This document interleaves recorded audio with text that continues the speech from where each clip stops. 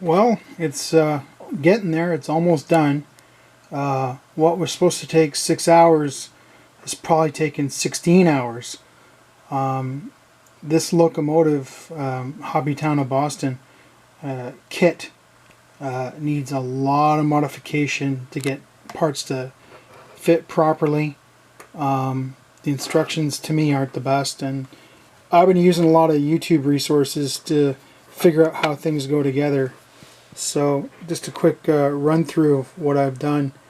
I mean, the gears, they work. Yeah, the flywheel does turn, and all the gears seem to mesh properly, right? A little concerned with the angle there, but it's not binding on anything. It's not hurting anything. So anyways, what you're looking at here, I mean, all this has to be modified. The gear tower had to be filed down to fit properly.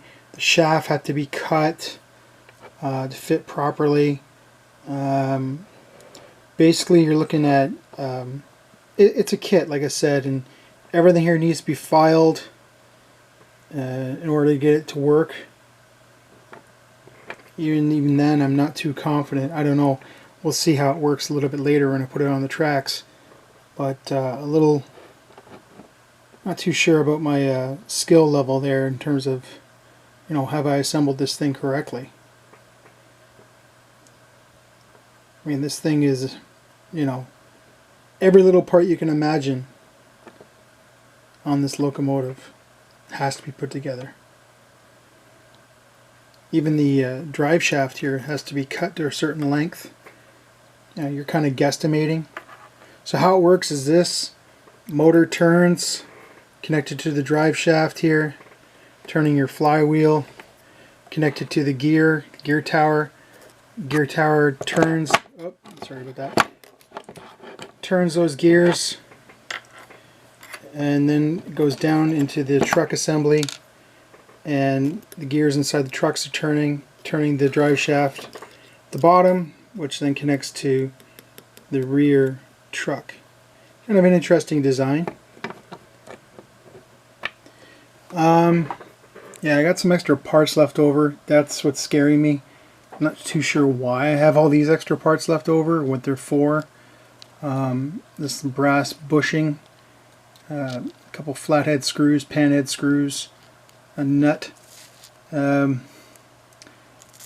the truck support. I don't know what all these extra little pieces are for. Maybe they're extras if you're doing a different locomotive than what I'm doing. I don't really know. But, I mean, it's all there. Oops, forgot one part here. I'll have to put that on in a minute. This little tower thing goes on top. Just have to screw that in position. But you can see it works. I mean, the flywheel turns, but electrically, not too sure about that. Is this thing gonna work? And there's still lots and lots more to do. I have to look at the truck side frames, figure out how they go on, what needs to be done. Further sanding needs to be done, filing.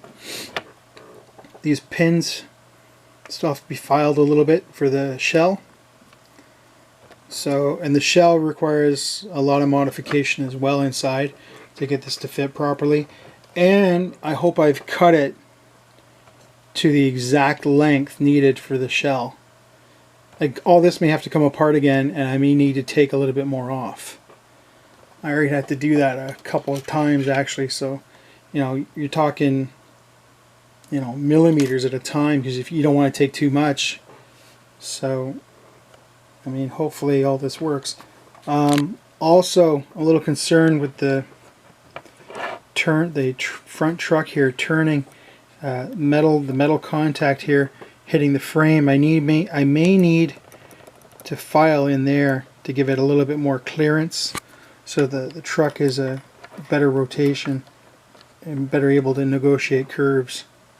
It's a little concerning there, But all in all, you know, for a guy who couldn't make sense of the instructions, I looked at them sparingly here and there, right?